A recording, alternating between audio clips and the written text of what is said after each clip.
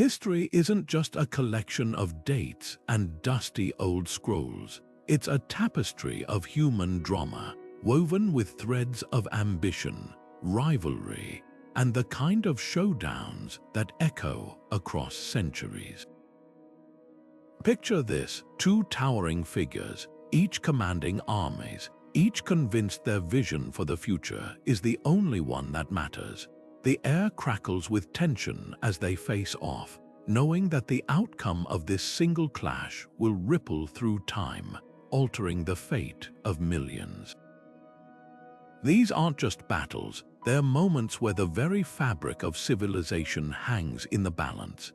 And today, we're stepping into the heart of those legendary confrontations, the rivalries that didn't just shape empires, but rewrote the story of humanity itself. Think about the last time you found yourself on the edge of your seat, caught up in a story so gripping you couldn't look away. Now imagine that same intensity, but with stakes so high they determined the rise and fall of entire cultures.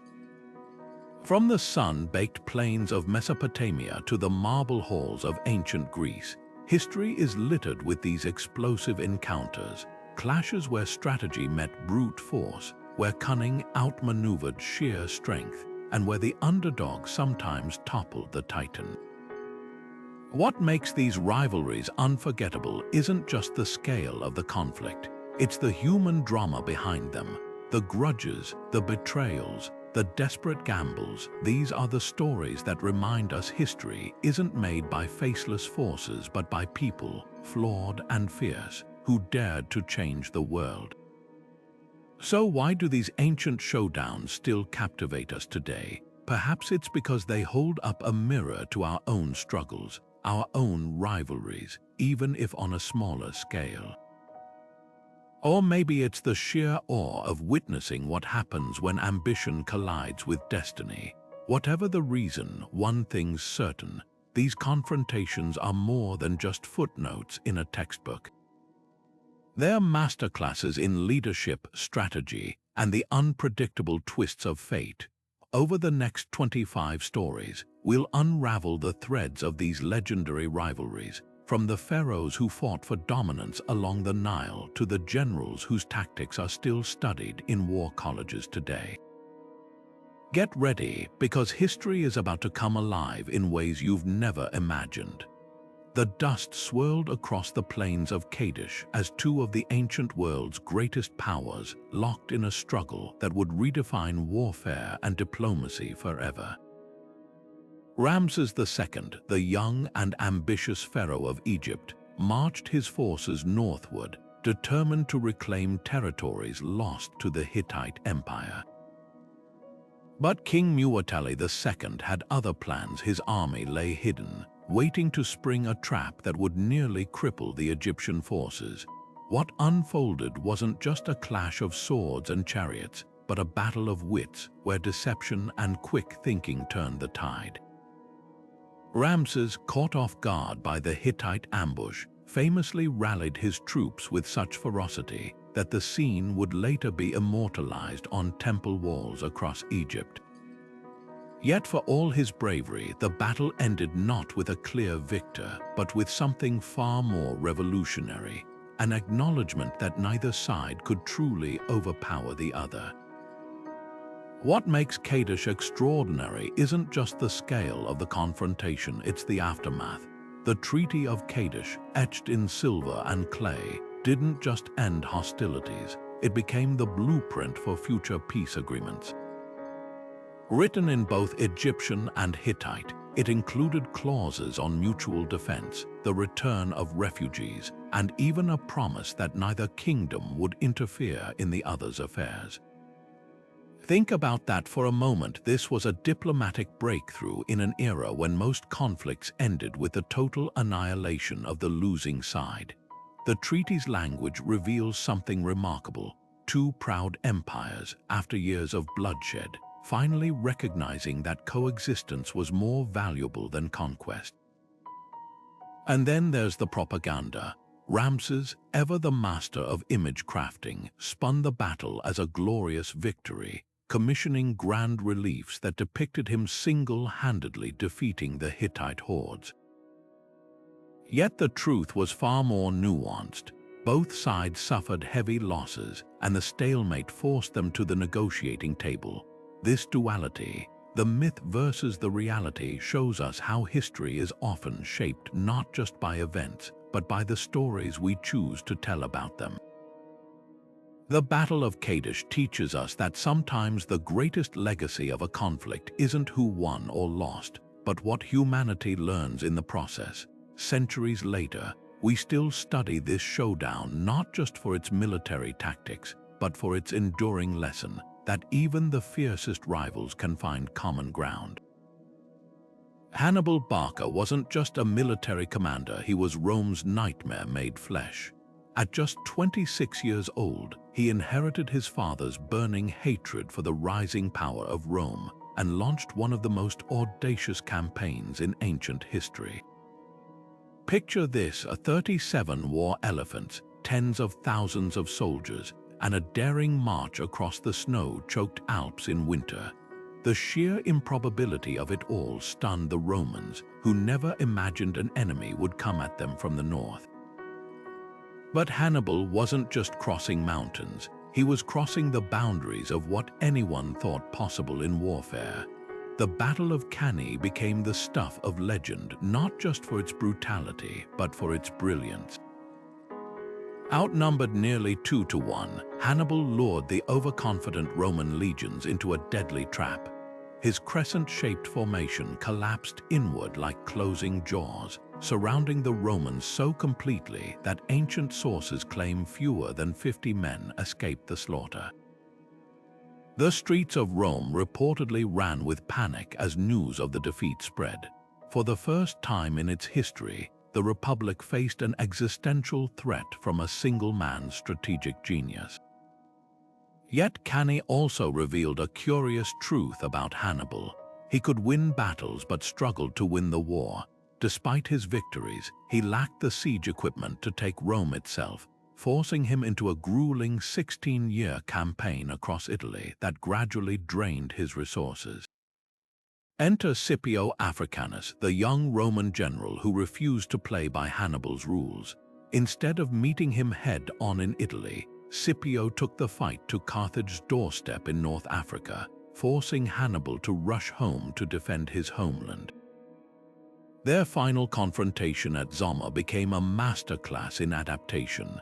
Hannibal's elephants, once his greatest weapon, were neutralized by Scipio's clever battlefield tactics. Lanes opened in the Roman lines let the panicked beasts charge harmlessly through. The student had surpassed the teacher, and with that single defeat, Carthage's power was broken forever. But the Punic Wars weren't just about two military geniuses, they revealed the relentless machinery of Roman ambition. When Carthage finally surrendered, the terms were merciless. Their navy burned, their territories seized, and a crippling war indemnity imposed. Yet even that wasn't enough for Rome. Decades later, when Carthage began to recover economically, the Romans invented pretexts to utterly destroy the city, sowing salt into its fields as a symbolic gesture of permanent desolation. This wasn't just victory, it was annihilation born from deep-seated fear. The Mediterranean world learned a harsh lesson that day. Rome would tolerate no rivals. The Punic Wars set the stage for an empire that would dominate the ancient world, proving that sometimes the most consequential showdowns aren't just fought on battlefields, they're fought in the unforgiving arena of political will. The plains of Gaugamela stretched endlessly under the Mesopotamian sun, a vast stage set for one of history's most consequential duels. On one side stood Darius III, ruler of the mighty Persian Empire, commanding a force so large that ancient historians claimed it darkened the earth, 250,000 men, scythed chariots, and even war elephants. Against him, Alexander of Macedon, with an army barely a fifth the size, yet brimming with something far more dangerous than numbers, unshakable belief in their young king's destiny. What unfolded that day in 331 BC wasn't merely a battle. It was a masterclass in turning disadvantage into opportunity, where audacity met precision on an epic scale. Alexander's strategy hinged on exploiting the very thing that should have doomed him, the sheer size of Darius's forces. He deliberately stretched his infantry thin, creating gaps that invited Persian cavalry to charge. But this was no mistake. It was a carefully laid trap. As Darius's horsemen surged forward, they found themselves lured away from the heart of the battle, leaving the Persian center vulnerable. Then came Alexander's signature move, a sudden, oblique strike with his elite companion cavalry, driving like a spear directly toward Darius himself. The moment was electric. Persian royal guards scrambled to protect their king, but the damage was done. When Darius's chariot driver fell to a Macedonian javelin, the great king panicked, fleeing the field in a decision that would echo across continents. Yet Gaugamela's true significance lay beyond the battlefield. With Persia's defeat, Alexander didn't just topple an empire, he rewrote the cultural DNA of the ancient world. Cities like Alexandria in Egypt became melting pots where Greek philosophy mingled with Egyptian astronomy and Persian art. The Greek language, once confined to rocky Aegean shores, became the lingua franca from the Nile to the Indus River. Even the concept of kingship transformed, as Alexander adopted elements of Persian royal dress and ceremony, blending East and West in ways that would influence rulers for centuries. What makes this showdown timeless isn't just the tactics or the scale, it's the paradox at its core. Alexander, the invader, became the heir to the very empire he dismantled. His victory proved that conquest could be more than destruction. It could be a catalyst for exchange, however uneven. The Hellenistic age that followed wasn't merely Greek culture imposed on the East, but a vibrant dialogue that gave birth to new ideas in science, art, and governance. From the geometry of Euclid to the sculptures of Gandhara, the ripples of Gaugamela reached further than even Alexander could have imagined, reminding us that the greatest battles aren't just about land or power, they're about whose vision of the world endures. The Rubicon wasn't just a river, it was the point of no return. When Julius Caesar led his 13th legion across its shallow waters in 49 BC, he wasn't merely defying the Senate's orders, he was tearing up the centuries-old rulebook of Roman politics. The moment his boots touched the far bank, civil war became inevitable, pitting Caesar against his former ally turned rival, Gnaeus Pompeius Magnus Pompey the Great. What followed wasn't just a power struggle between two men, but a seismic collision between tradition and transformation, between a fading republic and the unbridled ambition that would reshape it forever.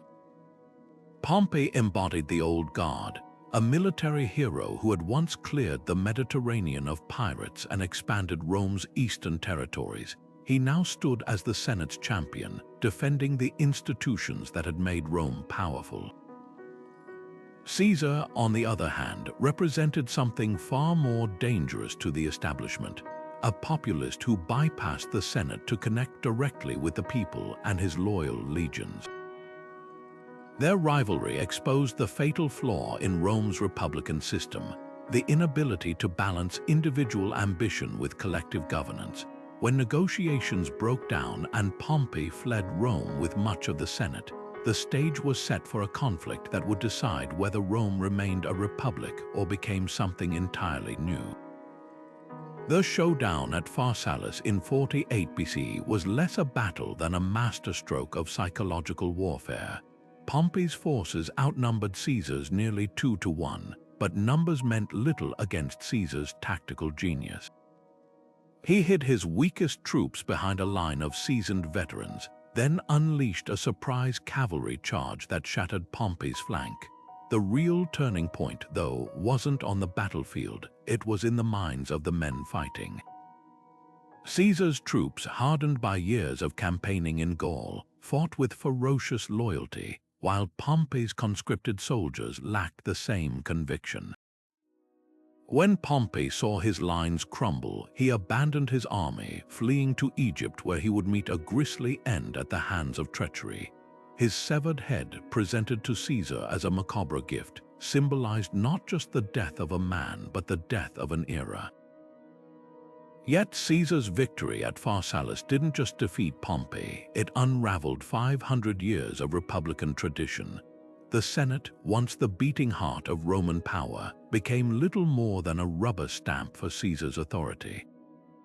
He assumed the title of dictator for life, a move that horrified traditionalists and ultimately sealed his fate on the Ides of March. But the genie couldn't be put back in the bottle. The Republic, with its delicate checks and balances, had proven too fragile against the cult of personality and military might.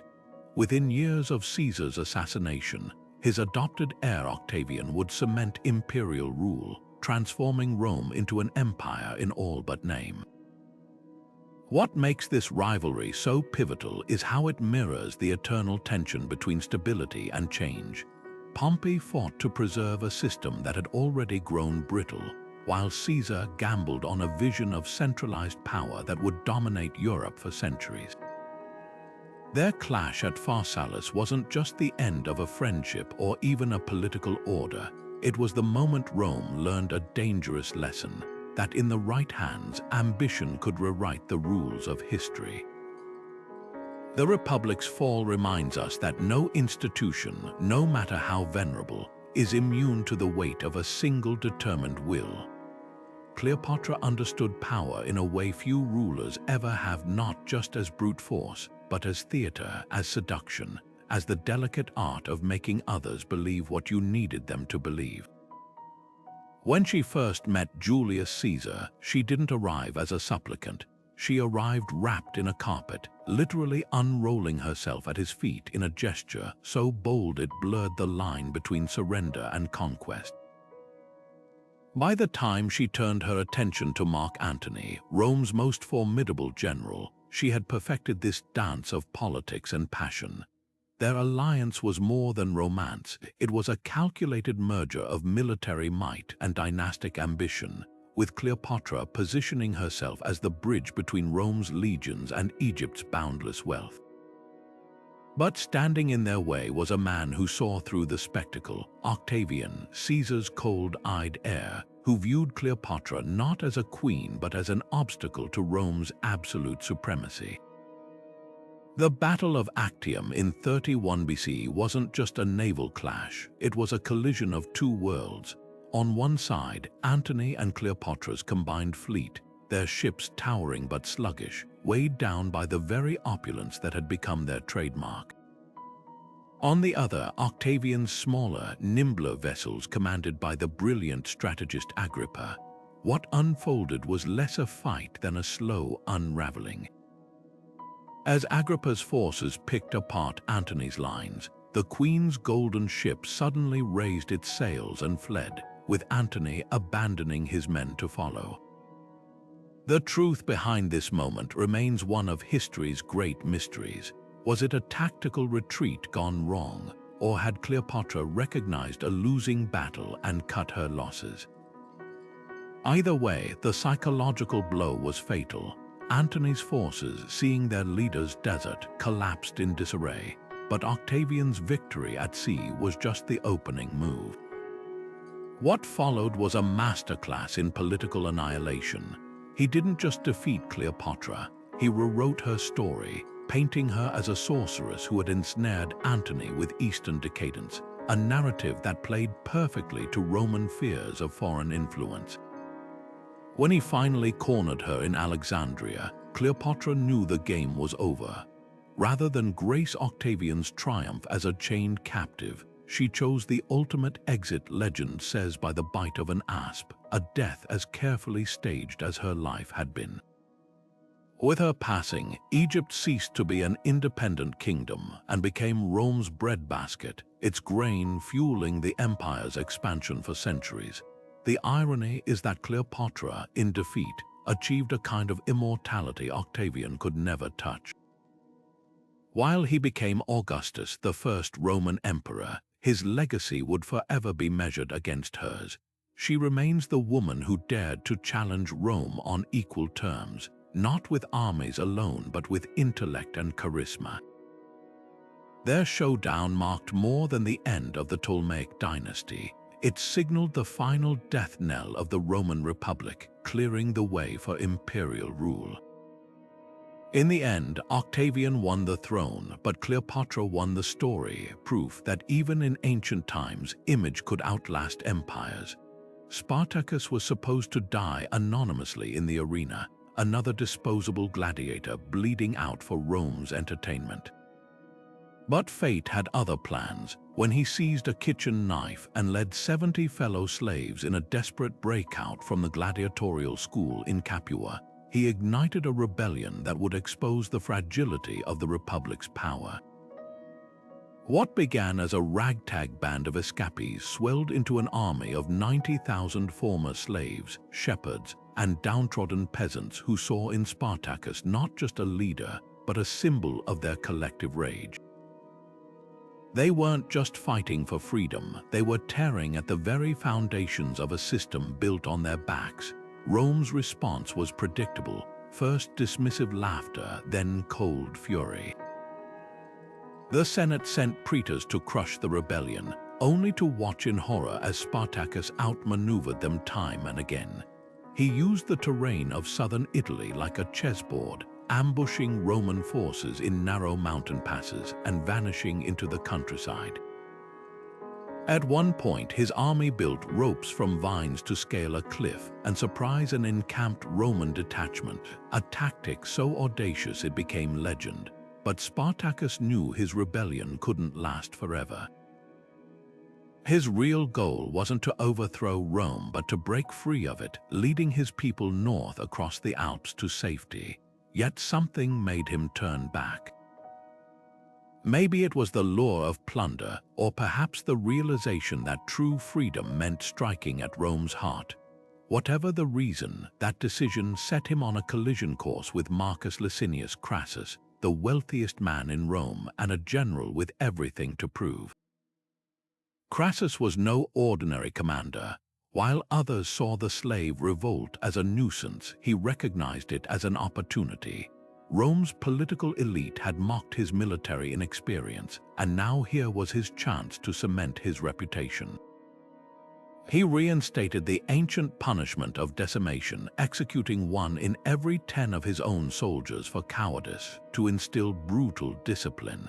Then he methodically cut off Spartacus's routes, herding the rebel army toward the toe of Italy's boot. The final confrontation at the Silarius River was less a battle than a slaughter. Crassus's legions, fresh and heavily armored, cut through Spartacus's exhausted forces. The gladiator himself fought like a man possessed, reportedly charging toward Crassus's position before falling beneath a swarm of Roman blades.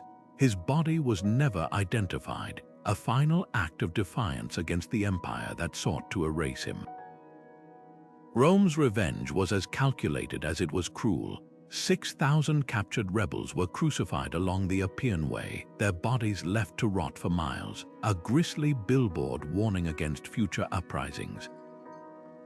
Yet the irony was thick enough to taste. In crushing Spartacus, Crassus had unwittingly exposed Rome's deepest fear, that their entire economy, their way of life, depended on the very people they treated as disposable.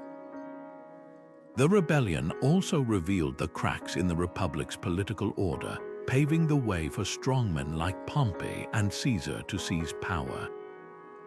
As for Crassus, his victory brought him temporary glory, but history remembers him less for his military prowess than for his humiliating death years later, captured by the Parthians and, according to legend, executed by having molten gold poured down his throat.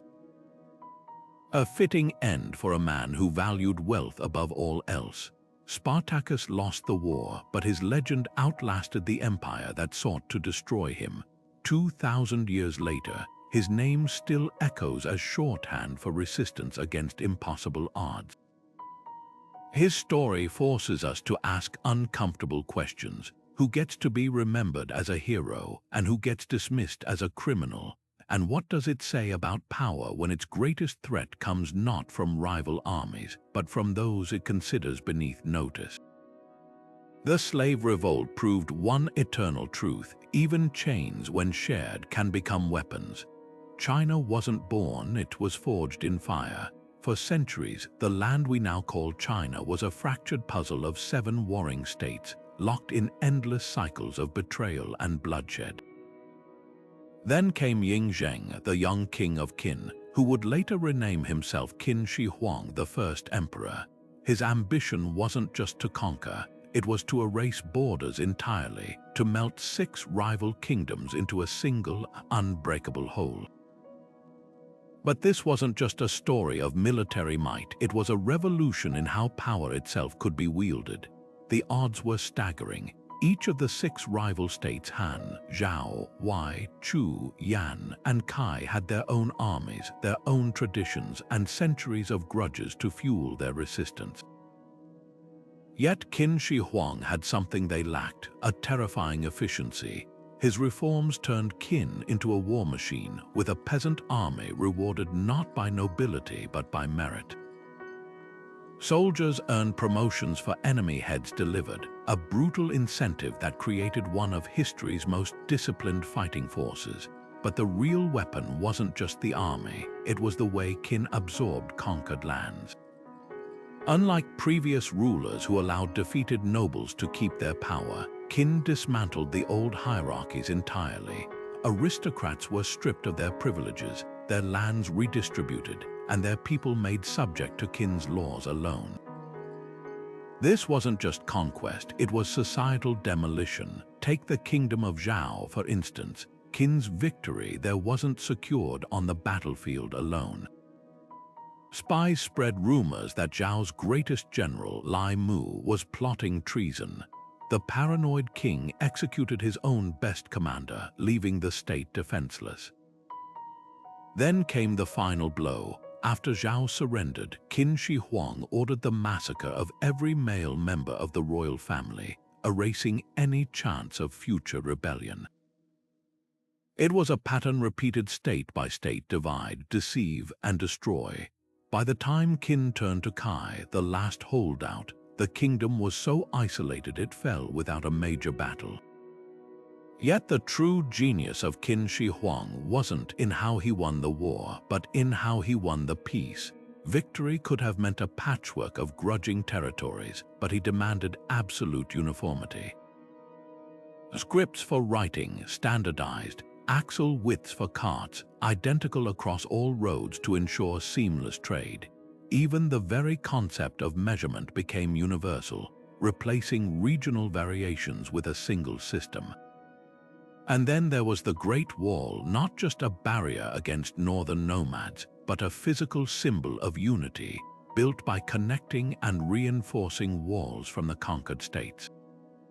For the first time, China wasn't just a geographical term, it was a political and cultural reality. But such radical change came at a price. The emperor's obsession with control extended to thought itself. Hundreds of Confucian scholars were allegedly buried alive for criticizing his reforms, their books burned to erase competing ideologies. Peasants groaned under the weight of conscription and taxes, their labor fueling megalomaniacal projects like the emperor's terracotta army, a clay legion meant to protect him even in death. The resentment simmered, and just 4 years after his passing, the Qin dynasty collapsed in revolts. So was Qin Shi Huang a visionary or a tyrant? The answer lies in the paradox of his legacy. His methods were ruthless, even monstrous, but they created a template for Chinese governance that lasted millennia. The very name China derives from Qin. His unification proved that diversity could be harnessed into strength, but also that power, when too absolute, carries the seeds of its own destruction. The first emperor's showdown with the warring states didn't just change borders, it redefined what it meant to rule, leaving a blueprint for empire that would outlive him by 2,000 years. Cyrus the Great didn't just take Babylon, he rewrote the rules of conquest. When his Persian army stood before the mighty walls of the city in 539 BC, the Babylonians expected the usual horrors: mass slaughter, temples razed, survivors dragged into slavery. Instead, they witnessed something unprecedented. Cyrus entered not with a sword raised in triumph, but with a proclamation etched on a clay cylinder, a document so radical it's been called the first charter of human rights. Imagine the shock of a world where victors routinely erased the cultures of the defeated, only to hear Cyrus promise religious freedom, forbid forced labor, and even pledge to return displaced peoples to their homelands. This wasn't just a military victory, it was a philosophical earthquake. What made Cyrus's approach so revolutionary was its stark contrast to the Babylonian Empire he toppled. Under King Nabonidus, Babylon had grown increasingly oppressive, alienating its subjects with heavy taxes and religious intolerance. The Jewish population, exiled decades earlier, languished in captivity, their longing for Zion immortalized in the Psalms. But Cyrus saw opportunity in their discontent. By permitting the Jews to rebuild their temple in Jerusalem, he didn't just gain loyal subjects, he crafted a blueprint for imperial stability. His genius lay in understanding that an empire built on consent could outlast one held together by fear. The Cyrus cylinder, discovered centuries later by archaeologists, spells it out plainly. I gathered all their former inhabitants and restored them to their dwellings.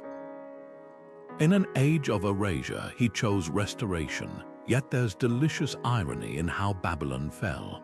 The city was impregnable, its walls towering and its gates of bronze supposedly unbreachable. Legend claims Cyrus diverted the Euphrates River, lowering the water level just enough for his troops to wade beneath the river gates at night. But the real coup was psychological. While Nabonidus had alienated Babylon's priestly class by favoring the moon god Sin over their patron deity Marduk, Cyrus shrewdly positioned himself as Marduk's chosen restorer.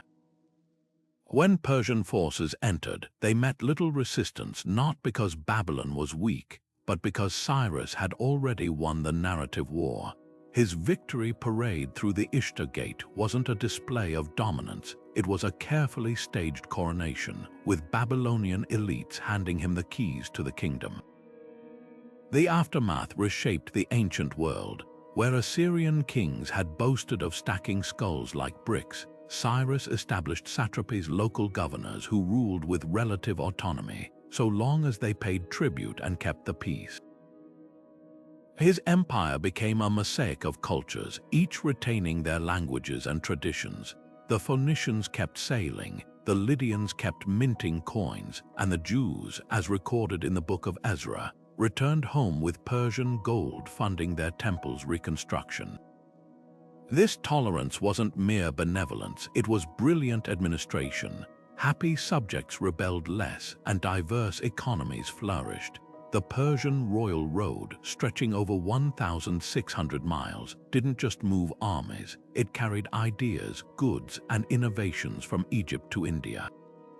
Cyrus's legacy challenges our modern assumptions about ancient empires. We often imagine them as monolithic juggernauts crushing all in their path, yet here was a conqueror who realized that the soft power of tolerance could bind lands more firmly than terror.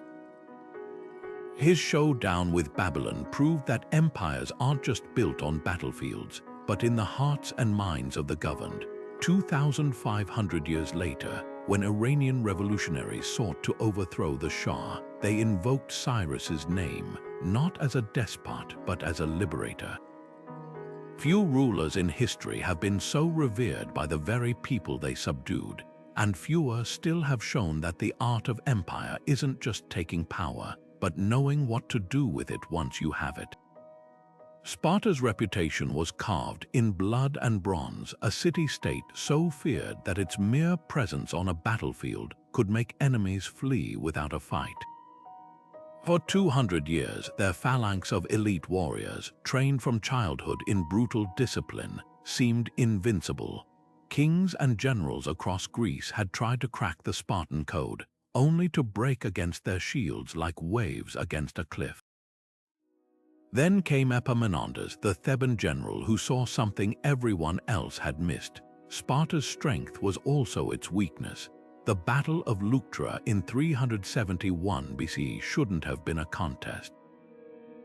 Sparta, with its veteran army, faced a Theban force outnumbered nearly 2-1. Conventional wisdom dictated that the deeper phalanx, Sparta's signature formation, would steamroll anything in its path. But Epaminondas didn't play by convention. Instead of mirroring Sparta's evenly distributed lines, he stacked his left flank 50 shields deep, an unprecedented concentration of force. Then he did the unthinkable. He advanced at an angle, refusing his weaker right flank entirely. This wasn't just a tactical tweak, it was a complete reinvention of Greek warfare.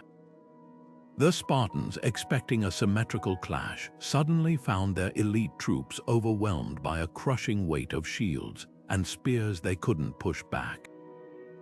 The real masterstroke, though, wasn't just the formation, it was the psychology. Epaminondas knew Sparta's kings always positioned themselves on the right, the place of honor. By driving his massive left wing straight at them, he didn't just attack their lines, he attacked their pride. When King Cleopatra fell, the Spartan ranks shattered. For the first time in living memory, a Spartan army broke and ran, abandoning their dead on the field, a humiliation so profound it sent shockwaves across Greece. The myth of Spartan invincibility evaporated in a single afternoon. But Leuctra's impact went far beyond one battle. Epaminondas didn't stop at proving Sparta could be beaten. He made sure they'd never recover. In the years that followed, he marched into the heart of the Peloponnese, liberating the Helot Sparta's enslaved underclass and dismantling the system that had fueled their military machine. Without their slave labor, Sparta's economy crumbled, reducing them from empire to backwater. Theban hegemony rose in its place, but Epaminondas's true legacy was the lesson he taught the ancient world. No power, no matter how deeply entrenched, is immune to innovation. What makes this showdown so pivotal is how it redefined what it meant to be strong. Sparta had built its legend on rigid tradition, where every move was drilled until it became instinct. Epaminondas, by contrast, thought like a chess player, sacrificing the expected to exploit the overlooked. His victory proved that in war, as in life, the boldest ideas often come from those with nothing left to lose. Thebes didn't just defeat Sparta that day. It exposed the fragility of any system that mistakes routine for invincibility. Centuries later, military academies still study Leuctra not just for its tactics, but for its warning. Even the mightiest oak can fall to a well-aimed axe. Ashoka's armies descended on Kalinga like a monsoon storm, relentless, overwhelming, and utterly merciless. The year was 261 BC, and the Mauryan Empire had already swallowed much of the Indian subcontinent. But Kalinga, a small but fiercely independent kingdom on the eastern coast, refused to bow. Its warriors knew the terrain, the dense forests, the winding rivers, and they fought with the desperation of people defending not just land, but freedom itself. What followed wasn't just a battle. It was a slaughter so horrific that ancient chronicles claim the Dea River ran red with blood. 100,000 soldiers fell, and countless more civilians perished in the chaos. Victory was absolute, but as Ashoka walked the ravaged fields, something inside him shattered. The conqueror became the converted. Ashoka's edicts, carved into stone pillars across his empire, tell the story of a man haunted by his own brutality. The beloved of the gods, as he called himself, confessed that the suffering he'd inflicted weighed on him like a physical pain. But this wasn't just guilt, it was a radical transformation. The same king who had once crushed rebellions without hesitation now embraced the teachings of the Buddha, non-violence, compassion, and the sanctity of all life. Imagine the shock across the empire when Ashoka's officials began distributing not decrees of war, but instructions for digging wells, planting shade trees, and building hospitals for animals. His about-face wasn't merely personal, it reshaped the spiritual landscape of Asia. Kalinga's true legacy wasn't in its defeat, but in what its resistance awakened. Ashoka didn't just adopt Buddhism, he became its most powerful missionary, sending monks as far as Syria, Egypt, and Sri Lanka. His son and daughter carried the faith to distant lands where it took root and flourished. The iconic lion capital from his pillars now graces India's national emblem, a silent testament to how war's ashes can birth enduring peace. Yet there's irony here. Buddhism's spread owed less to gentle sermons than to the infrastructure of an empire built by conquest. Ashoka's roads, originally meant for armies, became pathways for pilgrims. His rest houses sheltered wandering monks. The very machinery of domination was repurposed for enlightenment. What makes this showdown so poignant is its duality. Ashoka's story forces us to confront uncomfortable questions. Can redemption ever balance the scales of violence? Does the end, a legacy of peace, justify the brutal means? The man who wept for Kalinga never gave back its independence. His empire still absorbed the kingdom. Yet his conversion proved that even the hardest hearts can break open, and that sometimes the most profound changes begin not in triumph, but in the quiet horror of realizing what victory truly costs. 2 millennia later, the wheel of Dharma still turns, carrying with it the echo of a king who learned too late that real power isn't in taking lives, but in transforming them. The Trojan War stands at the crossroads of myth and memory, a story so deeply etched into human consciousness that its echoes still shape our understanding of heroism, betrayal, and the costs of obsession. For centuries, scholars dismissed Homer's Iliad as pure fantasy, until a determined German businessman named Heinrich Schliemann put shovel to earth in the late 19th century and uncovered the layered ruins of Hissarlik, believed to be ancient Troy. The discovery ignited a debate that still rages. Was this a war fought over the most beautiful woman in the world, or a brutal struggle for control of the Dardanelles, the vital strait linking the Aegean to the Black Sea's lucrative trade routes? Homer's version is the one that seared into our collective imagination. Paris, the Trojan prince, steals Helen from her Greek husband Menelaus, sparking a conflict that draws in warriors like Achilles, Odysseus, and Hector.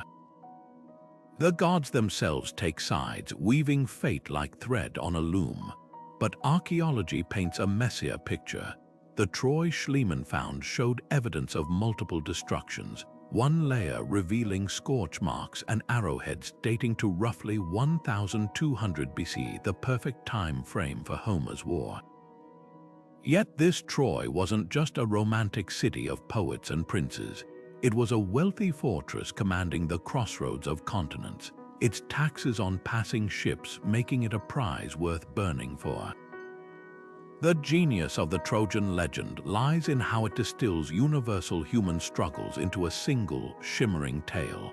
Achilles' rage, Hector's doomed nobility, Odysseus' cunning. These aren't just characters, but mirrors held up to our own flaws and virtues. The war's most enduring symbol might be the Trojan horse, that masterpiece of deception reminding us that victory often goes not to the strongest, but to the most inventive.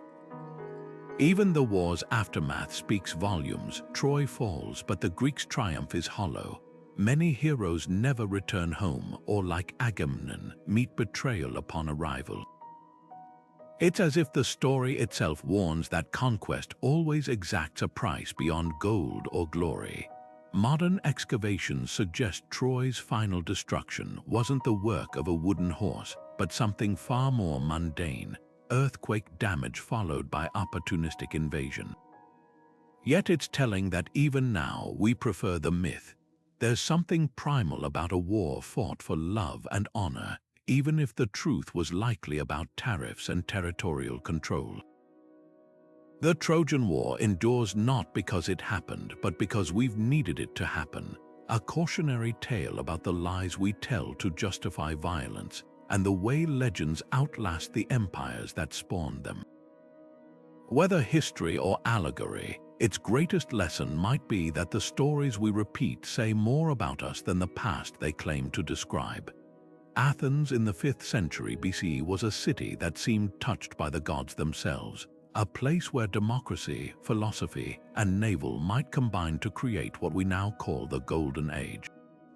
Its triremes ruled the waves, its silver mines bankrolled grand ambitions, and its streets echoed with the debates of Socrates and the plays of Sophocles.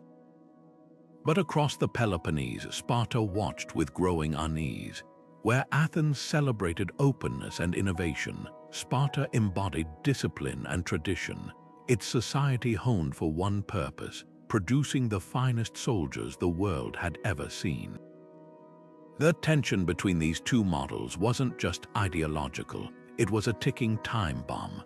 When war finally erupted in 431 BCE, it wasn't a clash of armies so much as a collision of worlds, one that would expose the fatal flaws in both systems. The Peloponnesian War's opening moves revealed the stark contrast in strategy. Sparta's strength lay in its invincible hoplites, who could crush any opponent in open battle. But Athens, under the cunning statesman Pericles, refused to play to their rivals' strengths. Instead, they retreated behind their massive long walls, a fortified corridor linking the city to its port at Piraeus. From there, their fleet kept supply lines open while launching raids along Sparta's coastline. It was a war of attrition, with Athens betting that Sparta's brittle economy and restless Helot slaves would crack first. For a time it worked, then came the plague. Crammed behind their walls, Athenians fell victim to a disease so gruesome Thucydides described victims clawing at their own throats in agony. The sickness killed a third of the population, including Pericles himself, leaving the city leaderless and demoralized. Yet even this catastrophe couldn't curb Athenian ambition. With bold, some would say reckless new leaders like Alcibiades, they gambled on a catastrophic expedition to Sicily, hoping to cripple Sparta's allies. The result was a disaster that cost 200 ships and 50,000 lives. Athens' fatal mistake wasn't losing battles. It was overestimating the power of its navy while underestimating the resilience of its enemies. Sparta, meanwhile, adapted in ways no one predicted. With Persian gold funding their fleet, they finally matched Athens at sea. The decisive blow came at Aegospotami in 405 BCE, where Spartan commander Lysander annihilated the Athenian navy. Starvation soon followed. With grain shipments blockaded, Athens surrendered unconditionally, its walls torn down and its empire dismantled. But Sparta's victory was Pyrrhic. The war had drained both cities, leaving Greece so weakened that Philip of Macedon would conquer it barely 2 generations later. What makes this rivalry so timeless is how it mirrors the eternal tension between innovation and tradition. Athens' democracy bred brilliance but also impulsiveness, while Sparta's rigid hierarchy fostered strength at the cost of adaptability. Their war wasn't just about territory, it was a referendum on how societies should function. And its greatest lesson might be this: no system, no matter how exceptional, survives the arrogance of believing it's invincible.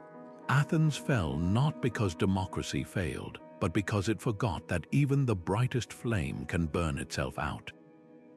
Rome's legions had never encountered anything like Syracuse's defenses. When the Republic set its sights on the wealthy Sicilian city in 214 BC, they expected a quick victory after all. No Mediterranean power had withstood their military machine for long. But Syracuse had a secret weapon, an old man with a mind sharper than any sword. Archimedes, the city's most brilliant inventor, transformed its walls into a nightmare of engineering.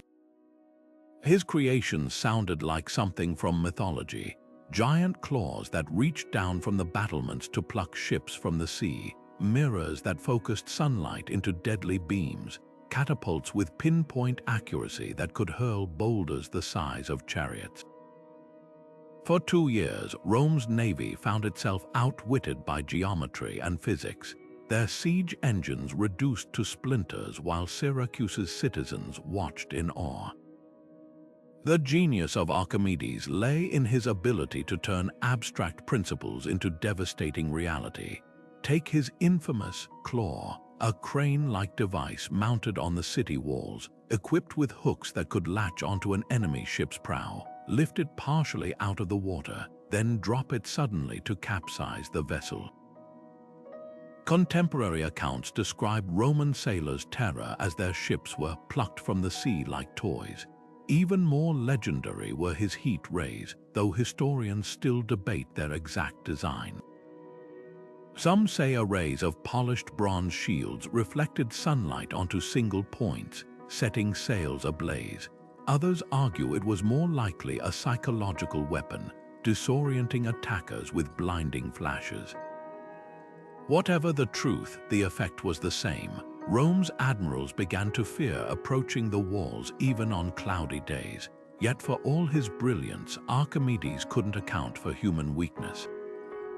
Syracuse's downfall came not through any failure of engineering, but through betrayal. During the city's festival to Artemis, a night when defenders were distracted by revelry, a traitor guided Roman soldiers through a poorly guarded section of the walls. The details of Archimedes' death are as debated as his inventions. One version claims he was so engrossed in a mathematical diagram that he ignored a Roman soldier's order, prompting a fatal stab. Another says he recognized his killer as a fellow scholar and begged for time to finish his calculations before being struck down. What's certain is that Rome's commander, Marcellus, had admired the inventor deeply and ordered him spared, a command that arrived too late. The siege aftermath reveals an irony that haunts military history. Marcellus the Conqueror became Archimedes' most devoted eulogist, preserving his papers and shipping his instruments to Rome as treasures. The very machines that had slaughtered legionnaires were now displayed as marvels, their creator mourned as a lost asset to civilization. Meanwhile, Syracuse's fall marked a turning point, proof that even the most ingenious defenses couldn't save a city divided within. The story forces us to reckon with a painful truth. No amount of genius can compensate for betrayal, and even the brightest minds are vulnerable to the oldest human frailties. Archimedes' legacy endures not just in his war machines, but in the lesson they represent. Brilliance can delay the inevitable, but only unity can defy it. The earth trembled under the hooves of Boudicca's chariot as she rode toward the Roman stronghold of Camulogenum, her red hair streaming like a banner of war. The year was 60 CE, and the Celtic queen had endured one insult too many. After the death of her husband, King Prasutagus, Roman officials had flogged her publicly, raped her daughters, and seized the lands of the Iceni tribe, breaking treaties as if they were twigs underfoot. But Rome had underestimated the fury of a wronged mother. What began as a personal vendetta soon erupted into a full-scale rebellion that would shake the foundations of Roman rule in Britannia. Boudicca's genius lay in her ability to unite fractured tribes under a single cause. The Trinovantes, long oppressed by Roman taxes, and the arrogance of retired legionnaires who'd stolen their lands, joined her in droves. The Celts fought not just with swords but with fire and terror. When they sacked Camulogenum, they left no stone standing, even tearing down the temple dedicated to Emperor Claudius, a symbol of Roman domination. Londinium, the bustling trade hub, met the same fate. Archaeologists still find layers of ash in the soil, silent witnesses to the inferno that consumed the city. Boudicca's forces slaughtered tens of thousands, sparing neither soldier nor civilian. This wasn't just war, it was vengeance writ large, a scream of defiance against an empire that had thought itself untouchable. Yet rebellion's brightest flames often burn fastest. The Roman governor, Suetonius Paulinus, was no fool. He abandoned Londinium to its fate, recognizing that some battles must be lost to win the war. Gathering his legions in the narrow pass of Watling Street, he chose terrain where Boudicca's numerical advantage meant nothing. The Celts, fueled by passion but lacking discipline, found themselves hemmed in, their long swords useless in close quarters against Roman short blades and shield walls. By day's end, 80,000 Britons lay dead, including, according to some accounts, Boudicca herself, who took poison rather than face capture. Rome's victory was absolute, but the legend of Boudicca refused to die. Tacitus, the historian who recorded her story, gave her voice in speeches that may well be fictional but ring with undeniable truth. Win this battle or perish, that is what I, a woman, plan to do. Let the men live as slaves if they wish. Her rebellion exposed the fragility of imperial control, forcing Rome to reassess its brutal policies in Britannia. Taxes were lowered, corrupt officials recalled, and the Iceni granted a measure of autonomy. The irony is thick. Boudicca lost everything, yet her defiance changed the very system she sought to destroy. What makes her story endure isn't just the scale of her revolt, but its raw humanity. She wasn't a flawless hero. Her campaign was marked by atrocities that mirrored Roman cruelty. Yet in her rage, we see the universal struggle of the oppressed against the powerful, a theme that transcends time. Today, her statue stands near London's Parliament, a silent reminder that even in defeat, some sparks can never be extinguished. The Romans may have erased her kingdom, but they couldn't erase her name, proof that history remembers not just who holds power, but who dares to challenge it. The Athenian courier sprinted across the 26 miles from Marathon to Athens with lungs burning and legs numb, his sandals pounding the dusty path with one urgent message: "Rejoice, we conquer." Behind him on the coastal plain, the outnumbered Athenian hoplites had just achieved the impossible, crushing the mighty Persian army in a battle that would echo through history. But this wasn't just a military upset, it was a cultural earthquake. The year was 490 BCE, and the world's first democracy had just stared down the largest empire on earth and won. Persia's invasion force was the stuff of nightmares. 25,000 seasoned troops under commanders Datis and Artaphons, backed by the naval might of 600 triremes. Against them stood barely 10,000 Athenians and 1,000 allies from Plataea, citizen soldiers who left their farms and workshops to defend their fledgling political experiment. What followed was a masterclass in tactical improvisation. Athenian General Miltiades thinned his center to strengthen the wings, creating a trap that collapsed inward when the overconfident Persians pushed forward. The Persian forces, accustomed to fighting subjects who cowered before imperial might, found themselves surrounded by screaming Greeks crashing through their lines with 8-foot spears. By day's end, 6,000 Persians lay dead compared to just 192 Athenians, a ratio so lopsided it felt like divine intervention. But Marathon's true victory wasn't counted in bodies. It was the psychological blow to Persia's aura of invincibility. For the first time, free men fighting for their homeland had triumphed over slaves marching under the lash. The contrast couldn't have been starker. On one side, subjects compelled by a god-king's decree. On the other, volunteers debating strategy in open assembly before battle. When the surviving Persians fled to their ships and rowed desperately toward Athens, hoping to sack the undefended city, it was those same citizen soldiers who marched back in full armor to block the beaches, their discipline outstripping the exhausted oarsmen. The ripple effects transformed Greece. That tiny margin of victory preserved Athens' radical experiment in self-rule, allowing democracy to take root and flourish. Without Marathon, there might have been no golden age of philosophy, no Parthenon, no Socrates questioning authority in the Agora. Even the marathon race itself, introduced in the first modern Olympics of 1896, immortalizes that desperate sprint to save civilization. Yet the battle also birthed a dangerous myth, the idea of an eternal clash between East and West, freedom and tyranny. In reality, Persia was often more tolerant than Greek cities, granting conquered peoples far more autonomy than Athens gave its own allies. But narratives once set are hard to rewrite. Marathon became the original underdog story, proof that courage and cleverness could topple giants, a legend that still shapes how we see ourselves and our adversaries today. What makes this showdown timeless isn't just the tactics or the body count. It's the collision of worldviews it came to represent.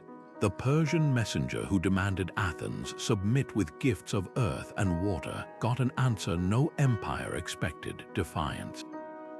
That moment on the Marathon plain proved that some ideas, like citizens governing themselves, were worth dying for.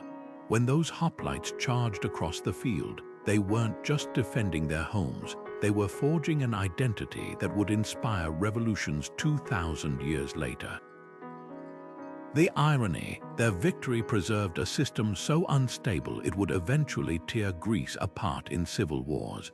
But for one shining moment against impossible odds, they showed the world what free people could do. Carthage had survived humiliation before. After losing the Second Punic War, the once mighty maritime power had been stripped of its navy, its territories, and its pride, forced to kneel before Rome as a shadow of its former self.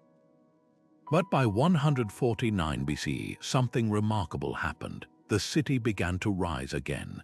Its merchants rebuilt their fleets, its farmers reclaimed fertile lands, and its treasury slowly refilled.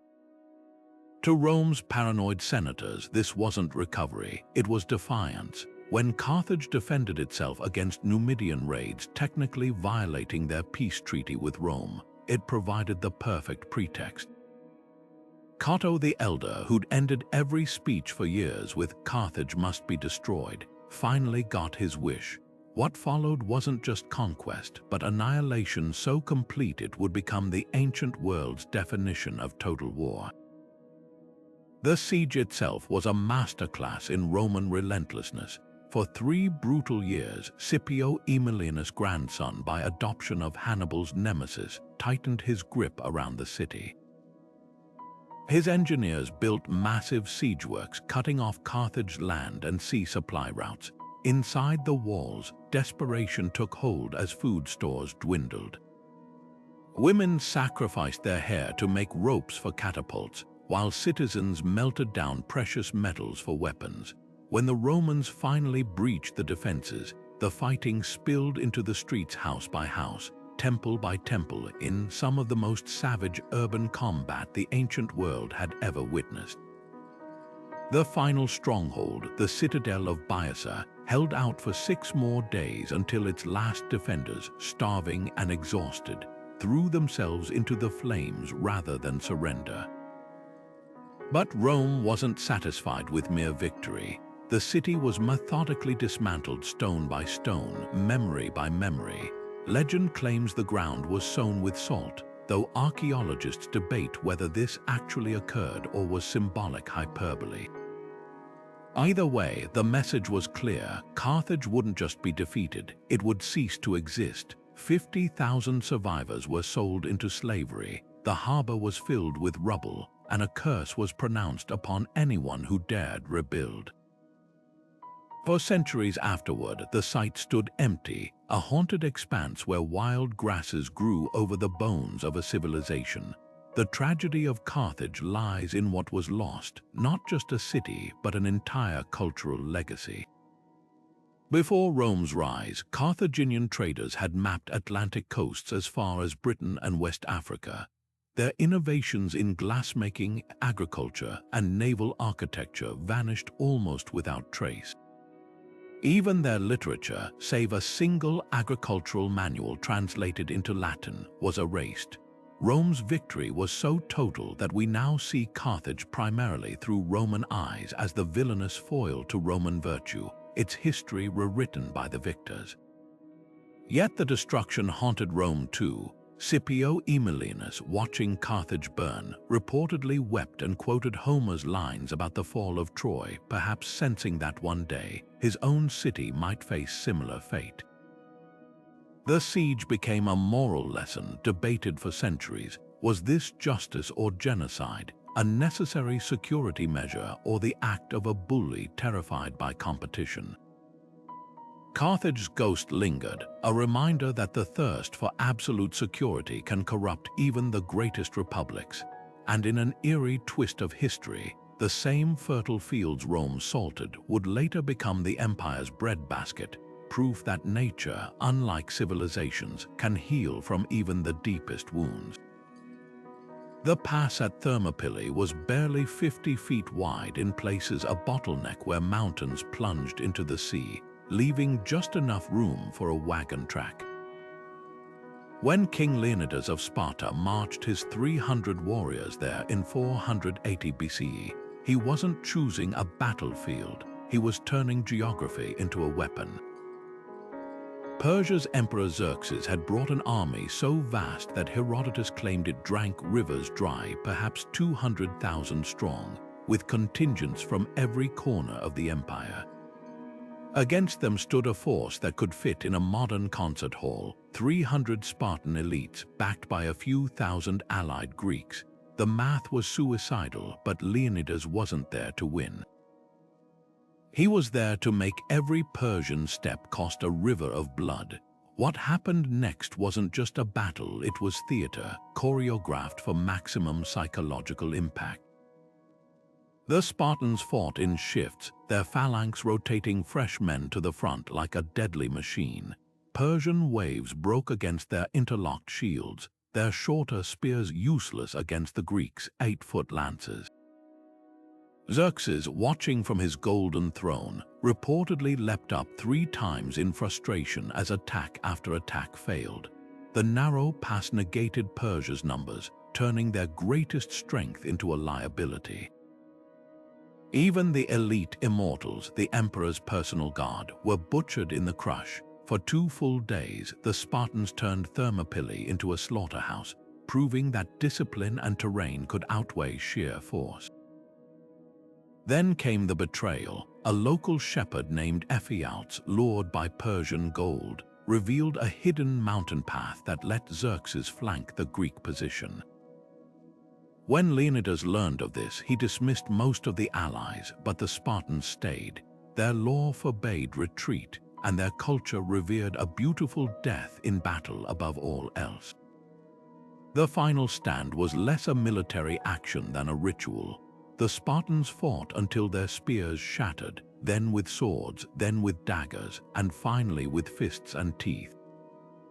Leonidas fell, his body fought over so fiercely that Xerxes allegedly had him decapitated and crucified in a fit of rage, an act that shocked even Persian nobles. Yet Thermopylae's true victory came in its aftermath. The delay allowed Athens to evacuate to Salamis, where their navy would soon crush Persia's fleet. More importantly, the Spartan sacrifice became a rallying cry. Greek city-states that had squabbled for generations now united against a common enemy. When the final showdown came at Plataea a year later, it was a coalition of 30,000 Greeks, many inspired by Leonidas's example, that shattered Persian ambitions forever. The irony, Sparta, so often isolationist, became the symbol of pan-Hellenic resistance. Modern audiences often reduce Thermopylae to a simplistic, few against many tale, but its genius lies in the nuances. Leonidas didn't just choose to die, he weaponized his own death, understanding that legends could mobilize the living. The pass itself was carefully selected to exploit Persian weaknesses. Even the famous number 300 was a deliberate echo of the mythical 300 Spartans who supposedly guarded their homeland in ancient times. This was propaganda as much as warfare, a story crafted to outlast the men who lived it. Thermopylae endures not because it changed the war's outcome. Salamis and Plataea did that, but because it distilled war's essence into a single, luminous moment, the choice to stand when standing seems futile. 2.5 millennia later, we still invoke Sparta's last stand not for its tactics but for its raw, defiant humanity. In the end, Xerxes got his pass. But Leonidas got history. England's crown had never felt so unstable as when Henry I died without a male heir in 1135, leaving his daughter Matilda as the sole legitimate successor. The idea of a woman ruling in her own right was so unthinkable to many barons that they pivoted to her cousin Stephen of Blois, who rushed to London and had himself crowned within weeks. What followed wasn't just a civil war, it was a 19-year free-for-all historians would later call the anarchy, where castles changed hands like dice in a tavern game, and allegiances shifted with the seasons. Matilda, raised in the cutthroat courts of Germany and Normandy, wasn't about to surrender her birthright without a fight. The clash between these two cousins exposed the fragility of feudal power. Stephen had charisma and the church's backing, but his reign was plagued by indecision, pardoning rebellious barons only to have them betray him again. Matilda, though legally the rightful heir, faced relentless sexism. Chroniclers mocked her as haughty for behaving exactly as kings did. Her boldest moment came in 1141 when she escaped a siege by crossing the frozen Thames at night, wrapped in a white cloak to blend with the snow. Yet her greatest advantage was her half-brother, Robert of Gloucester, whose military savvy kept her cause alive even when Londoners drove her from the city after she alienated them with heavy taxes. The war's turning point came with a moment of startling humanity. After Stephen was captured at Lincoln in 1141, Matilda could have ended the conflict, but she overplayed her hand, demanding barons swear fealty to her as Lady of the English rather than Queen. When Stephen's wife, Matilda of Boulogne, rallied his supporters and secured his release, the stalemate deepened. Villages burned, coinage was debased until it crumbled in hand, and the phrase, "Christ and his saints slept," entered chronicles to describe the era's lawlessness. Yet from this chaos emerged an unexpected legacy, legal reform. Exhausted by the war's wreckage, both sides agreed in 1153 to the Treaty of Wallingford, allowing Stephen to rule but recognizing Matilda's son Henry as heir. This compromise planted seeds for England's future. Henry II, inheriting the throne in 1154, introduced standardized courts and jury trials partly to prevent another baronial free-for-all. The anarchy's real lesson wasn't about who won, but what was lost when power went unchecked. By exposing the dangers of weak succession laws, it forced England to build systems stronger than any single ruler. Matilda never wore the crown, but her fight ensured future queens wouldn't face the same prejudices. And Stephen, his reign proved that even a king couldn't rule without consent, an idea that would echo in Magna Carta's ink just decades later. The hills surrounding Alesia bristled with wooden towers and trenches, not built by the Gauls defending their fortress, but by the Romans besieging them. Julius Caesar, ever the engineer as much as the general, had done something unprecedented. he constructed not one, but two massive walls around the city. The inner ring trapped Vercingetorix and his 80,000 warriors, while the outer ring defended against the 250,000 Gallic reinforcements racing to their rescue. This wasn't just a siege, it was a chess move played on a landscape scale, with Caesar betting everything on his legion's ability to hold both fronts simultaneously. Vercingetorix, the charismatic chieftain who'd united Gaul's fractious tribes, had gambled by retreating to Alesia. The city's high plateau made it impregnable to direct assault, or so he thought. But Caesar's legions didn't need to storm the walls, they simply made them irrelevant. His men dug 25 miles of fortifications in weeks, complete with spike-lined pits, water-filled moats, and watchtowers bristling with artillery. When Gallic cavalry tried to break the lines, they found themselves funneled into deadly kill zones where Roman javelins rained from above. Even the ground itself became a weapon. Caesar's troops scattered caltrops, iron spikes designed to cripple horses across every approach. Climax came when the relief army arrived, attacking the outer defenses while Vercingetorix's men surged from within. For 4 desperate days, Caesar's legions fought back to back, their fate hanging by a thread. At the critical moment, the Roman general donned his iconic red cloak and led a cavalry charge himself, smashing through the Gauls' flank. That single act of reckless bravery tipped the scales. When Vercingetorix saw his allies retreating, he made a choice that would etch his name into legend.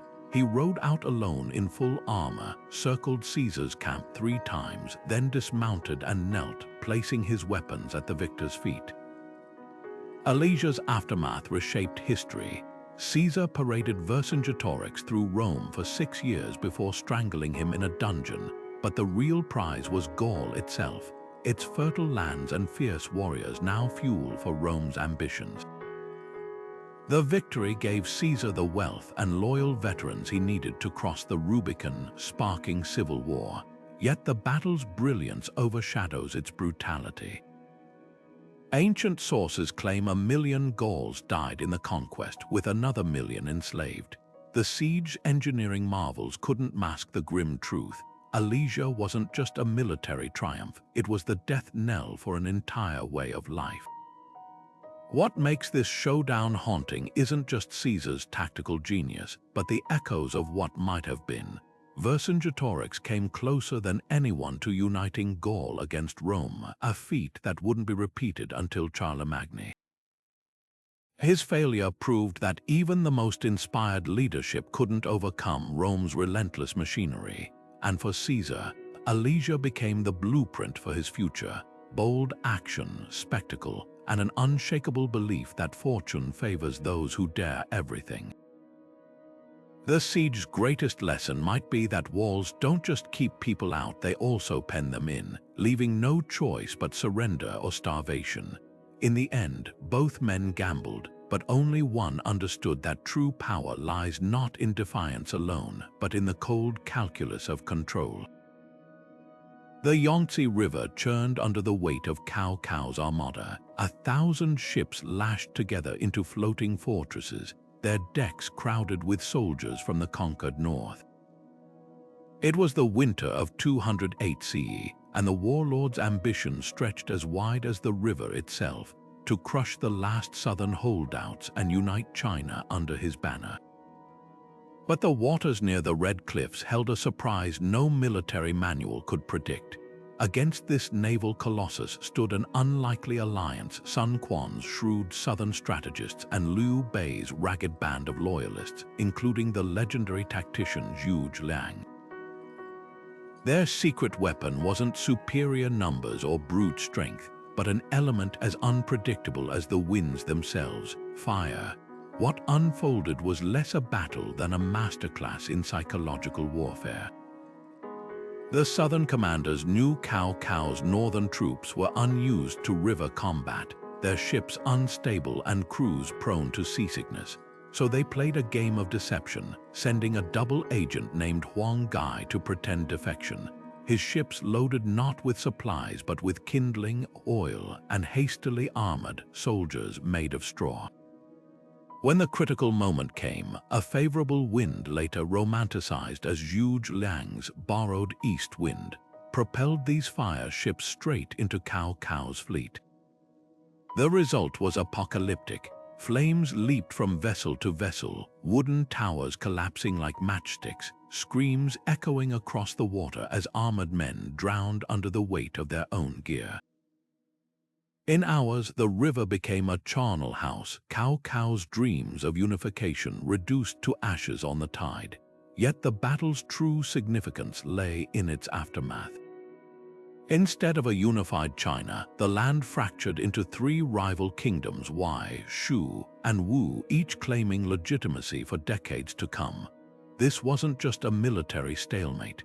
It was the birth of an era so iconic that it would inspire operas, video games, and the timeless epic romance of the three kingdoms. The Red Cliffs became shorthand for turning desperation into advantage, where cunning and geography could humble even the mightiest force. Modern scholars still debate the details, whether the fire attack was as decisive as legends claim, or if disease and supply shortages doomed Cao Cao regardless. But the story's power endures because it speaks to something universal: the underdog's ability to rewrite destiny with creativity and nerve. The Red Cliffs didn't just change China's map.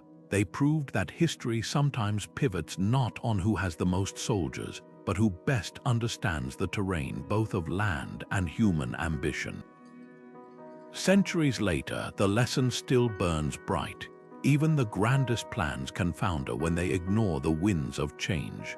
Constantinople's walls had withstood 23 sieges over 1,000 years, their massive Theodosian stones laughing off everything from Avars to Arabs. But on April 6, 1453, a new sound echoed across the Golden Horn, the thunder of Mehmed II's supercannons. Each shot from his 62-foot bombard, nicknamed Basilica, could hurl a 1,500-pound stone nearly a mile, shaking the city to its foundations. Yet even as the walls crumbled, Emperor Constantine XI refused to flee. Clad in purple robes indistinguishable from any common soldiers, he chose to stand on the ramparts of the last Roman capital, knowing full well this dawn might be his last. What made this siege different wasn't just the gunpowder, it was Mehmed's ruthless innovation. When the Byzantine chain blocking the Golden Horn proved impregnable, he ordered 70 ships dragged overnight across a greased wooden track overland, bypassing the barrier entirely. Imagine the defenders' horror waking to see Ottoman galleys now inside their inner harbor. Meanwhile, underground sappers tunneled beneath the walls, engaging in a literal underground war with Byzantine engineers who flooded tunnels or ignited pitch-filled countermines. The Ottomans even deployed early psychological warfare. Mehmed sent a dervish to hurl curses at the defenders while his troops beat drums day and night to prevent sleep. The final assault came before dawn on May 29th. Wave after wave of Mehmed's troops, first conscripts, then disciplined janissaries, poured through breaches near the Carizhian gate. Constantine tore off his imperial insignia and led a desperate countercharge into the fray, his body vanishing so completely in the carnage that legends claim he became marble, waiting to one day reclaim his city. By noon, the double-headed eagle banners of Byzantium lay trampled as Ottoman flags climbed the towers. The great Hagia Sophia, where emperors had been crowned for nearly a millennium, echoed with unfamiliar prayers by sunset. Yet Constantinople's fall wasn't just an ending, it was a catalyst. Greek scholars fleeing west with salvaged manuscripts helped ignite the Renaissance. The Ottomans' control of trade routes forced Europeans to seek new paths, accidentally sparking the age of exploration. Even the siege's military innovations, From concentrated artillery barrages to mobile prefabricated fortresses, rewrote the rules of warfare overnight. The city's new name, Istanbul, became the heart of an empire straddling continents for 5 centuries. But the ghost of Byzantium lingered in the Sultan's claims to be Caesar of Rome, in the orthodox faith preserved in backstreets, and in the stubborn truth that no wall, no matter how mighty, is truly eternal when faced with the relentless tide of change. The Umayyad cavalry had never tasted defeat like this before. For nearly a century, their lightning raids had carved an empire stretching from Damascus to the Pyrenees, their curved scimitars glinting as they swept across Iberia like a desert wind. By 732, their gaze fixed northward beyond the forests of Aquitaine, where the fractured Frankish kingdom seemed ripe for conquest. But waiting in the mist-shrouded hills near Poitiers stood a man history would call the Hammer, Charles Martel, the illegitimate son who'd clawed his way to power and now commanded an army of Frankish heavy infantry. What unfolded over 7 October days wasn't just a battle. It was a tectonic collision between 2 worlds where the fate of Europe hung in the balance. Martel's genius lay in his understanding of terrain. Instead of meeting the Umayyads on open plains where their cavalry could dominate, he chose a wooded plateau between Tours and Poitiers, funneling the invaders into a narrow killing ground. The Umayyad commander, Abdul Rahman al-Ghafiqi, found his usual tactics useless. His horsemen couldn't maneuver among the trees, and their volleys of arrows thudded harmlessly into Frankish shield walls. When the Umayyads dismounted to fight on foot, they faced Martel's secret weapon, a corps of battle-hardened veterans wielding axes and long spears, their discipline honed by years of civil wars. The clash was so brutal that chroniclers claimed the Franks stood like immovable ice against the Umayyad tide. Then came the turning point no one expected. Rumors spread through the Muslim ranks that their baggage train, laden with spoils from earlier raids, was under attack. Whether this was true or a clever ruse by Martel remains debated, but the effect was electric. Many Umayyad soldiers broke formation to protect their plunder, creating chaos al-Ghafiqi couldn't contain. In the confusion, a Frankish spear found the Umayyad commander's heart. Leaderless and outmaneuvered, the invaders retreated under cover of night, leaving behind not just their dead but something far more precious, their aura of invincibility.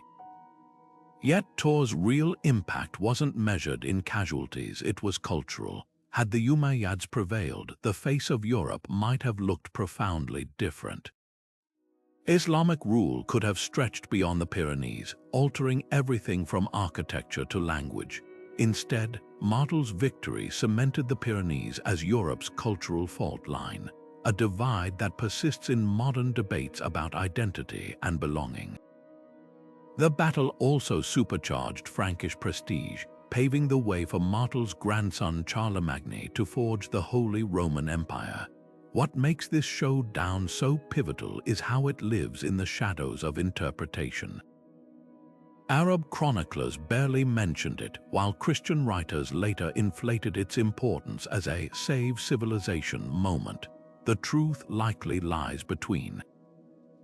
Tours didn't single-handedly stop Islamic expansion. Umayyad power was already overstretched, but it did mark the high tide of their European ambitions. Like a stone redirecting a river's flow, the battle channeled history's currents in ways no one at the time could fully grasp. Centuries later, we're left with a tantalizing question. How different might our world be if a few Frankish axes had swung just a little slower that autumn day? The autumn mist clung to the fields near Hastings as 2 men who'd never met yet, whose fates were irrevocably entwined, prepared to fight for a crown neither was willing to surrender. On October 14, 1066, Harold Godwinson's Saxon army stood exhausted atop Senlac Hill. their shield wall bristling with axes after marching nearly 250 miles in just 19 days to repel a Viking invasion in the north. Now, without rest, they faced an even deadlier threat. William, Duke of Normandy's battle-hardened forces, landing on England's shores with papal banners waving, and a claim that Edward the Confessor had promised him the throne. What unfolded that day wasn't just a battle, it was the birth trauma of medieval England, a brutal hinge between Anglo-Saxon and Norman worlds. William's tactical brilliance lay in his adaptability. When initial cavalry charges failed to break the Saxon lines, their shields locked like a movable fortress. He feigned retreat twice, luring pockets of Harold's less disciplined fieldmen down the slope into deadly ambushes. But the real turning point came from sheer grueling attrition. Norman archers, initially ineffective shooting uphill, adjusted their angle late in the day to rain arrows over the shield wall's top. One found Harold's eye, though the iconic Bayeux tapestry deliberately obscures whether he was struck down by an arrow or hacked apart by Norman knights. Either way, with their king dead, the Saxon resistance crumbled as dusk fell, leaving William to claim his bloody prize, a crown he'd wear with an iron grip.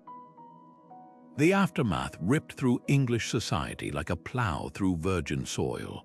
Norman lords replaced Anglo-Saxon earls almost overnight, their stone castles unfamiliar and intimidating sprouting across the countryside as symbols of dominance. French became the language of court and law, birthing the hybrid tongue we now call English, where beef from French Boeuf was served by cows from Anglo-Saxon coo. The Domesday Book, William's meticulous tax survey, wasn't just bureaucracy, it was a conqueror's ledger, cataloguing every ox, acre, and peasant worth taxing. Even the landscape transformed as Norman architects rebuilt cathedrals skyward and introduced the curved arches that defined Romanesque grandeur. Yet Hastings' deepest impact was psychological. The last successful invasion of England left scars in the national psyche, a subliminal vulnerability that fueled later obsessions with naval supremacy. For the Normans, victory birthed an empire straddling the Channel, but at a cost. William spent his reign crushing rebellions, dying fatally wounded during one such campaign. His legacy, though, proved indelible. A royal lineage that included Plantagenets, Tudors, and even today's Windsors. The battle's true victor wasn't just William, but the idea that England could be reshaped by outsiders. A lesson that echoes in Brexit debates and immigration quarrels nearly a millennium later. Hastings didn't just change who ruled England, it changed what England was. The Roman consuls that sweltering August day in 216 BC thought they had every advantage. 80,000 legionnaires against Hannibal's 50,000, open plains that favored their formations, and the righteous fury of a republic humiliated by defeats at Trebia and Lake Trasimene. What they didn't count on was the Carthaginian generals' willingness to turn their own strength into a death trap. Hannibal didn't just defeat Rome at Cannae, he redefined annihilation. From the outset, the battle unfolded like a macabre dance. Hannibal positioned his weakest infantry, Gauls and Iberians, in a crescent at the center, deliberately inviting the Roman hammer blow. As the legions pushed forward, shouting in triumph, his veterans on the flanks held firm while the center slowly yielded, drawing the Romans deeper into what seemed like imminent victory. Then came the masterstroke. Hannibal's African heavy infantry, hidden until now, wheeled inward like closing doors, while his cavalry, having routed Rome's horsemen, slammed into the rear. In moments, the Roman army was no longer a fighting force but a panicked mob, packed so tightly that fallen men couldn't even collapse, suffocating upright in their own ranks. The numbers still stagger historians, 50,000 Romans dead in a single afternoon, their bodies piled so high that Hannibal's men used them as bridges to cross the carnage. Consul Paulus fell with them, while Varro fled only to be thanked by the Senate for not despairing of the Republic.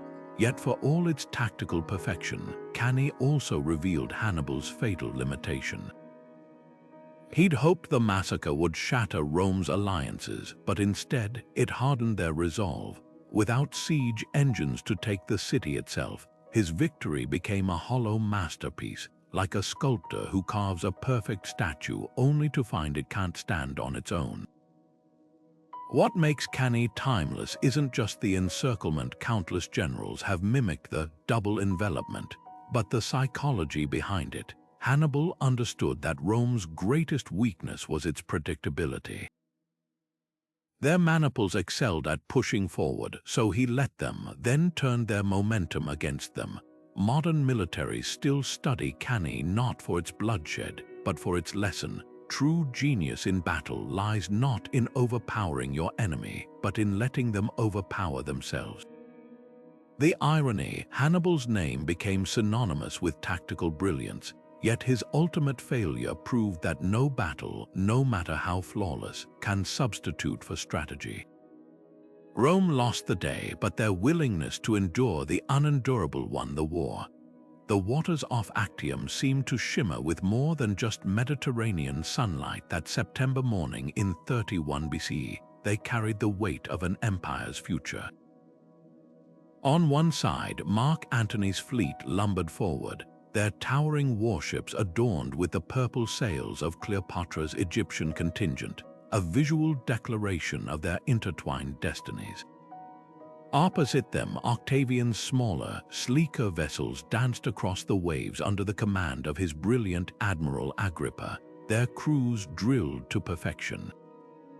This wasn't just a clash of navies, it was a collision of two visions for Rome, one rooted in the fading glamour of the Hellenistic East, the other in the ruthless pragmatism of the rising West. Antony's strategy relied on brute force. His massive quinquiremes, some with catapults and boarding towers, were designed to overpower opponents through sheer size. But Agrippa had spent months studying their weaknesses. He knew these floating fortresses were sluggish, their oarsmen exhausted from months of disease and supply shortages. So he did the unexpected. Instead of engaging directly, his ships darted in and out, using grappling hooks and incendiary missiles to pick off Antony's vessels one by one.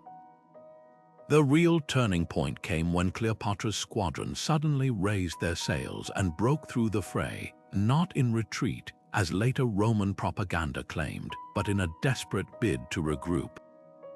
Antony, seeing her flagship depart, abandoned his own command to follow, sealing his army's fate. What made Actium decisive wasn't the battle itself. Many of Antony's ships escaped, but the unraveling that followed. Desertions cascaded through his ranks as soldiers saw their leaders flee.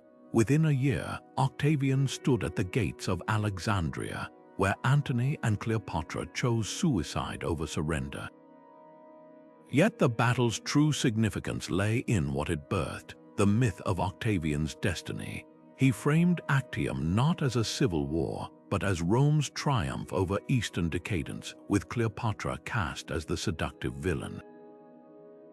This narrative allowed him to dismantle the Republic's institutions while posing as their restorer, adopting the title Augustus to cloak his power in tradition's robes. The Pax Romana that followed 2 centuries of relative peace was built on Actium's paradox.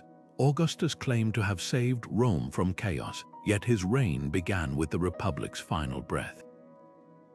The battle's legacy reminds us that history's most pivotal moments often hide their true nature beneath layers of spin.